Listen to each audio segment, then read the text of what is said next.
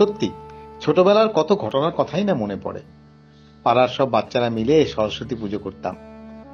বড়দেরও যে একদম অবদান থাকতো না তা না। তো একবার কি হলো, সরস্বতী পুজো হয়ে গেছে, এবার বাচ্চারা মিলে ফিস্ট হবে। ঠিক হলো, মাংস ভাত খাওয়া হবে। সেই অনুযায়ী পাড়ার সব বাড়ি বাড়ি ঘুরে চাল, ডাল, পেঁয়াজ, রসুন ও মাংস কেনার জন্য টাকা জোগাড় করা হলো। আমরা সবাই মিলে খুব উৎসাহের সাথে সব ব্যবস্থাও করে ফেললাম। কিন্তু যা ছিল ফিস্ট, খেতে বসে দেখলাম বড়দের কারুর কারসাজিতে তা হয়ে গেছে প্রসাদ। যখনই খেতে যাওয়া হচ্ছে তখন অল্প করে দিচ্ছে আর বলছে, প্রসাদ বাবু, প্রসাদ। আর প্রসাদটা কেউ বেশি বেশি পায় না। তাই সিকি পেটা খেয়ে মলিন মুখে বাড়ি ফিরলাম। কিন্তু বাড়িতে আমাদের জন্য চমক অপেক্ষা করছিল। ফিরে দেখি বাবা মা খেতে বসেছে। মা বলল, কি খাওয়া ঠিক মতো হয়নি তো? আমাদের আশ্চর্য হওয়ার আরো কিছু বাকি ছিল। দেখি রান্না হয়েছে মাংস।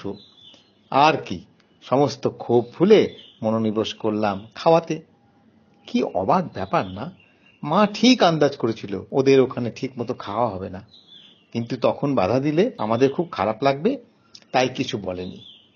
কিন্তু ঠিক বাবাকে দিয়ে মাংস আনিয়ে আমাদের খাওয়ার পুরো ব্যবস্থা করে রেখেছিল। আর একটা কথা, এর পরের বছর থেকে এই প্রসাদের বিড়ম্বনা থেকে আমরা বিরতই থাকতাম। জীবনে কিছু কিছু ঘটনা যেমন বিরূপ প্রতিক্রিয়ার সৃষ্টি করে, তেমনি কারো কারোর স্নেহ ভালোবাসার স্পর্শ সারা জীবনের জন্য স্থায়ী এক ছাপ রেখে যায়, হয় না? এমনই একজন মানুষের কথা এখন বলবো, শোনো। আমাদের আগরতলার বাড়ির পাশের বাড়িতেই থাকতো অমিত কাকুরা। আমরা যখন প্রথম বাড়িতে ঢুকি তখন ইলেকট্রিক কানেকশন পাইনি। তো অমিত কাকুর বাড়ি থেকেই অস্থায়ীভাবে ব্যবস্থা করা হয়েছিল। খুবই উপকারী মানুষ ছিল এই অমিত কাকু। এই কাকুর কথায় আমাকে বারবার ফিরে আসতে হবে।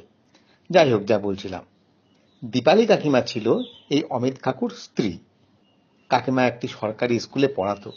যেমন মা দেখতে ছিল কাকিমা, তেমনি ছিল তার ব্যক্তিত্ব। আমরা বাচ্চারা সবাই তাকে যেমন ভয়ও পেতাম, তেমনি ভালোবাসতাম। কারণে অকারণে নানা অজুহাতে কাকিমা পাড়ার বাচ্চাদের ডেকে লুচি ঘুগনি খাওয়াতো। কোনো স্বার্থ থাকতো না এর মধ্যে, শুধু ভালোবেসেই কাকিমা এতটা করত। নিঃস্বার্থ, অমলিন, উজ্জ্বল এক ভালোবাসার নিদর্শন। তাই এই প্রসাদের ঘটনার সাথে সাথে এই দীপালি কাকিমার উদাহরণকেও আমি একই সাথে মনে করি, যাতে শেষে গিয়ে যেন ভালোবাসাই মনে স্থায়ী রেশ রেখে যায়।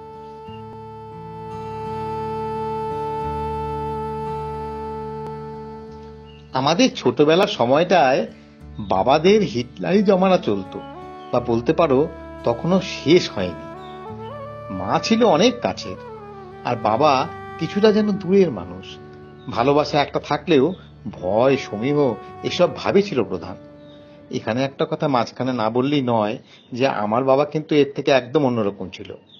যাই হোক, যা বলছিলাম, আমাদের এই অমিত কাকু কিন্তু বাবা হিসেবে বেশ কড়া ছিল।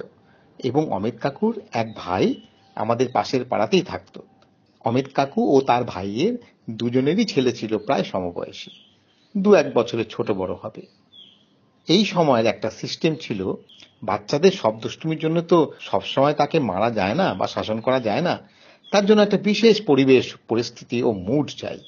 তাই যখন তা পাওয়া যেত তখন তার পুরোপুরি ব্যবহার করে নেওয়া হতো।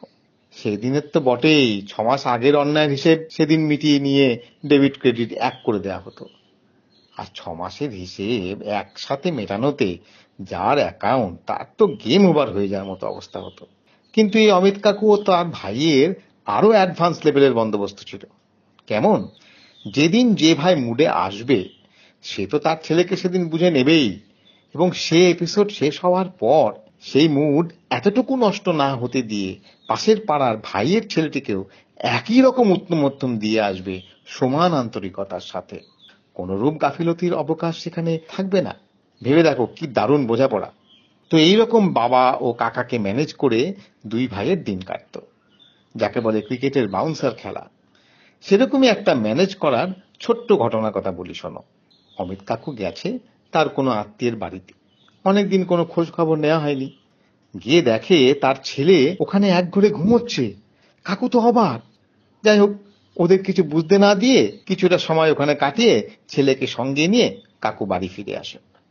পরিস্থিতি চিন্তা করো, ছেলে বাবার সাথে ফিরতে ফিরতেই চিন্তা করছে কি উপায়ে বাঁচা যায়। তো বাড়ি ফিরে সভা বসলো।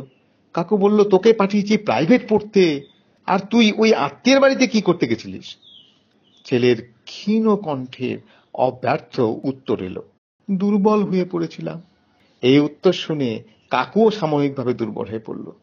সত্যি, যে ছেলে হঠাৎ কোনো কারণে শারীরিকভাবে দুর্বল হয়ে পড়ে ও কাছেই কোনো এক আত্মীয়ের বাড়িতে আপৎকালীনভাবে আশ্রয়ের জন্য যায়, সেই দুর্বল ছেলেটাকে সেই দুর্বল মুহূর্তে শাসন করতে পারে কোন সবল বাবা? কাজেই সেদিনকার মতো কেস ডিসমিস।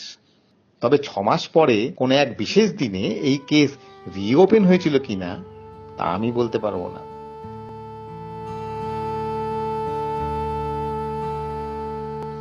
এই অমিত কাকুদের নিয়ে কত না গল্প আছে, এক এক করে সব মনে পড়ছে। আসলে পাশাপাশি বাড়ি, সুসম্পর্ক থাকলে যা হয়, সুখে দুঃখে একে অপরের পাশে এসে দাঁড়ানো। তো ঘটনায় আসি। অমিত কাকুর শালির বিয়ে কাকুর বাড়ি থেকেই হবে। তখনকার দিনে আজকালকার মতো অনুষ্ঠান বাড়ি ভাড়া করে হতো না, ছিলও না যদ্দূর মনে পড়ছে। বাড়ির আশেপাশেই কোনো মাঠে বা খালি জায়গায় প্যান্ডেল বেঁধে লোক খাওয়ানো হতো। পরিবেশন করত পাড়ারই সব ছেলেরা। তাদের আবার আলাদা করে অন্যদিন খাওয়ানো হতো। মনে পড়ে? সব কিরকম বদলে গেল চোখের সামনে। যাই হোক, কাকু এসে বাবাকে বলল আমাদের বাড়ির সামনের জায়গাটা দিতে অনুষ্ঠানের জন্য। বাবা তো এক কথাতেই রাজি। তো কাকু সব রকম ব্যবস্থাপাতি করতে লেগে গেল। হাতে সময় বেশি ছিল না, সে এক দক্ষযজ্ঞ লেগে গেল। সামনের জায়গাটা সমান করার জন্য কাকু 2 লরি মাটি ফেলল। সেই মাটি পিটিয়ে সমান করার জন্য অজস্র লোক এলো। প্যান্ডেল বাঁধার লোক এসে রেডি করে ফেললো একদিনের মধ্যেই। প্রচুর কোল্ড ড্রিঙ্কসের বোতল বাড়িতে স্টক করা হয়েছিল। আমি তো তার থেকে একটা দুটো চুরি করে খেয়েও ছিলাম, মনে পড়ছে। যাই হোক, সারি সারি সব টেবিল চেয়ার বসে গেল। আলো টালো ফ্যান সব রেডি। পরদিন অনুষ্ঠান। ভোর রাত থেকে শুরু হলো বৃষ্টি। তো সেরকম বৃষ্টি এর আগে কোনোদিন দেখেছিলাম বলে তো মনে পড়ে না। চারদিক সাদা করে এক নাগাড়ে বৃষ্টি হতে লাগলো। পড়ন্ত দুপুর নাগাদ বৃষ্টি একটু ধরে এলে খেলার মাঠের পিচ ইন্সপেকশনের মতো প্যান্ডেলে এসে দেখা গেল সমস্ত টেবিল চেয়ার নতুন যে মাটি ফেলা হয়েছিল তাকে পুরোপুরি অস্বীকার করে আবার পুরনো শক্ত মাটিতেই অবস্থান করছে। মানে প্রায় 2 ফুট বসে গেছে মাটিতে। সবার তো মাথায় হাত, কিন্তু ভাবার সময়ও তো নেই। রাতেই অনুষ্ঠান। প্রায় যুদ্ধকালীন তৎপরতায় পাশেরই কোনো এক বাড়ির ছাদে আবার ব্যবস্থা করতে হলো। কাকুর প্রায় দ্বিগুণ টাকা খরচ হয়ে গেলেও বিয়ের অনুষ্ঠান মিটে গেল ভালোভাবে।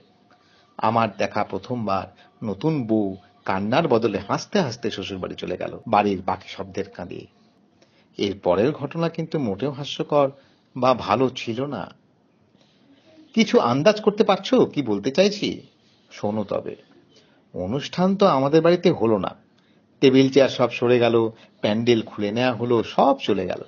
কিন্তু রয়ে গেল 2 লরি মাটি ও তার থেকে তৈরি হওয়া এক নাছোড়বান্দা কাদা। বাড়ির সামনের মাঠ তো নয়, যেন এক নদীর চর। কিরকম দেখো, চলাচল করার জন্য বিকেলে সবাই মিলে অক্লান্ত পরিশ্রম করে ইট পেতেছি। ভাবলাম এবার কাজ চলবে। ও হরি, সকালে উঠে দেখি সব ইট হাওয়া, মানে ডুবে গেছে কাদায়। ভাবো একবার। আমাদের সবারই প্রায় 2 জোড়া করে চটি জুতো ওই সর্বনাশা কাদার পেটে গেছিল। বাড়ি থেকে বেরুলে মানুষটি ফিরে আসার সম্ভাবনা থাকলেও জুতোর ক্ষেত্রে সেটা একদমই ছিল না। যাই হোক, প্রায় 2 মাস আমাদের এই চোরাবালির মতো কাদার সাথে লড়াই চালাতে হয়েছিল। আমরা ছোটরা মাঝে মাঝে রাগারাগি করলেও বাবা মা কিন্তু কোনোদিন এই নিয়ে বিরক্তি প্রকাশ করেনি। বরং অনুষ্ঠানটা আমাদের বাড়িতে না হয় মনে মনে লজ্জিত হয়েছিল। সময়ের সাথে সাথে তা এক সময় আমাদের সাথে একটা মীমাংসায় আসে ও এই অধ্যায় শেষ হয়। আজও কখনো ওইরকম বৃষ্টি বা ওরকম কাদার মুখোমুখি হলে আমার এই ঘটনাটার কথা মনে পড়ে যায়।